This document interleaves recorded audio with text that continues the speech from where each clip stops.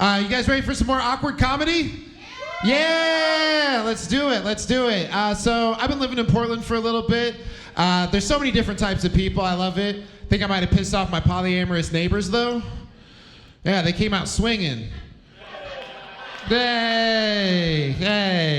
Oh, Portland's great. True story, I almost got hit by the same bike 3 times in the same spot. Yeah, it was a vicious cycle. Yeah, I should probably retire that. Okay. It's kind of flat. True story, I actually want to start a therapy group for people with black and white parents. Yeah, it's called Mixed Feelings. Yeah.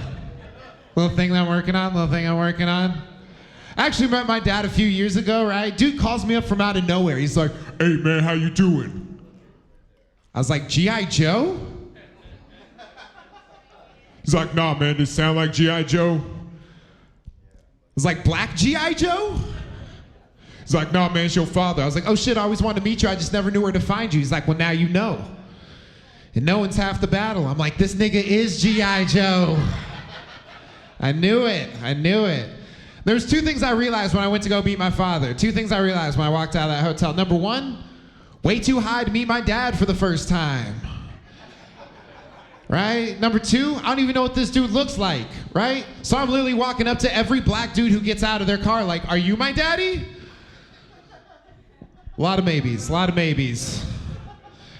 and I'm standing outside for about an hour. Finally, this black dude walks up to me. He's like, "What's up, son?" Wasn't even my dad, just some black dude saying, "What's up?" Yeah, it's pretty goofy. So I grew up with my mom. My mom would always move us to these really small white towns, you know, so we could blend in. And if it wasn't hard enough for me to blend in, my mom was a lesbian and a witch. Yeah, that's awesome. If you're having a hard time wrapping your head around that, though, she's basically halfway between Portland and Salem. Yeah, had to live my whole life for that joke. Yeah, you guys want to hear about the first time I said "that's gay" in front of my lesbian mom? Do it! Okay. Also, no more yelling out, please. So I was about 10 years old, right? Come home, my mom shows me NSYNC. She's like, "How do you feel about NSYNC?" I was like, "That's the gayest thing I ever heard." Right, it was the 90s, you know. But she wanted me to understand that if you use the way that somebody's born as a negative like that, it's extremely hurtful. So she says to me, "How would you feel if when I didn't like something, I said, 'That's nigga'?" So like a mature 10-year-old, I was like, "Grandpa, Mom called me the N-word," which was a lie. Took that lie to my grandfather's grave. Literally, 11 years later, I went to my very first strip club with my mom the day of my grandfather's funeral. Yeah. This was not a good strip club, by the way. This is a strip club in Iowa. Yeah. Like the most popular chick there was this private dancer with a wooden arm. Don't laugh, I heard she's beating him off with a stick. Hey, there we are. Hey guys, hey, it's your old pal Zane. So I'm sitting at this strip club with my mom, like you do, right? Like you do. She looks over at me, she asks me this question that to this day, I don't know if I could have answered any better. She looks over at me, she's like, "You a tits man or an ass man?" How do you answer your mom? Right? How do you answer your mom? I didn't know what to say, so I just said what I thought she wanted to hear. I was like, "I don't know, I like smiles." She's like, "That's the gayest thing I've ever heard." Wasn't mad, just disappointed. See, I grew up with my mom. I grew up in a small town. Is anybody from a small town? Okay, some of you. It's basically only 3 things you can do once you graduate high school in a small town. You can either have kids, do drugs, or leave. Right? Since leaving costs money and having kids takes 2 people, did a lot of drugs. Yeah, pretty much. But what's important is I got clean. Thank you. Yes, thank you. Yeah, I got clean or caught, you know, whatever. Details, right? Yeah, I remember hitting rock bottom. I walk into this house, this dude slapping every inch of the carpet, picking rocks out of it. I was like, holy shit, this is the lowest I've ever been. then I started helping him. It's like, holy shit, this is the highest I've ever been. Yeah, it was pretty crazy. It was pretty crazy. I remember getting busted, the cops kicking the door. He's like, hey man, you got anything on you? I was very high, very confident. I was like, nah, officer, I'm innocent. Which was the exact moment he pulls a pack of Newports out of my pocket with a meth pipe in it. Which, by the way, is the blackest white trash moment of my life. Right? He's like, I thought you said you were innocent. And I'm like, I was. Until I was proven guilty. Right? He just laughed and threw it away. No, I'm kidding. I went straight to jail. Went straight to jail. I remember getting out of jail. There was these rumors going around. There was apparently this rumor going around that I was giving favors for drugs. You know, which is messed up, right? I mean, you suck one dick and everyone thinks you did it for meth.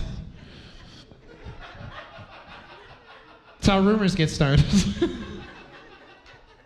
Oh my God, so goofy, so goofy. Please get them out of here.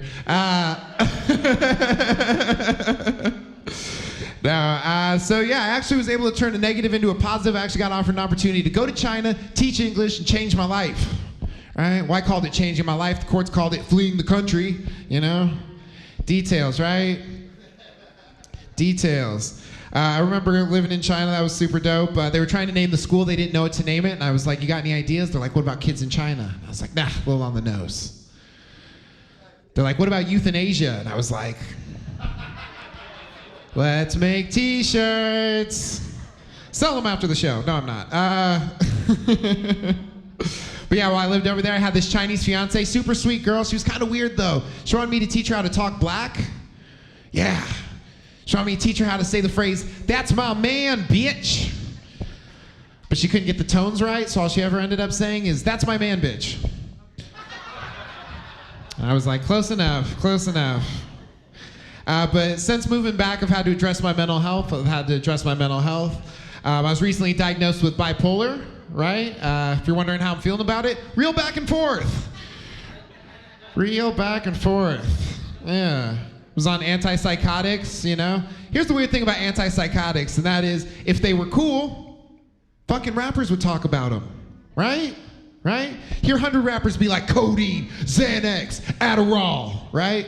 But you've never seen one rapper be like, getting mad at me, popping oxycarbazepine.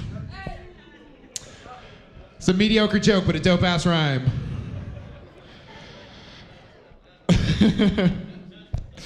I'm a rapper, but I'm also an anxious rapper. I went to this show one time. Dude on stage was just like, oh, y'all rappers are insecure. Went up to him afterwards. I was like, did you mean me or? Yeah. But yeah, since getting diagnosed with bipolar, I've learned a lot about bipolar. I've finally understand a lot of my symptoms. Like finally I understand why I had suicidal tendencies. And I just want to say, if you've ever talked somebody off of that ledge, thank you from the bottom of my heart. Thank you so much for doing that. Thank you. But can we please stop saying that suicide is the most selfish thing you can do? Can we please stop saying that? Can we please stop saying that? Suicide's the most selfish thing you can do. The most selfish thing? Because it kind of seems to me like the most selfish thing you could do would be making me killing myself all about you. Slightly more selfish. Slightly more selfish. I actually went to a psychiatric ward last year because I started to self-harm. Good news is I cut back.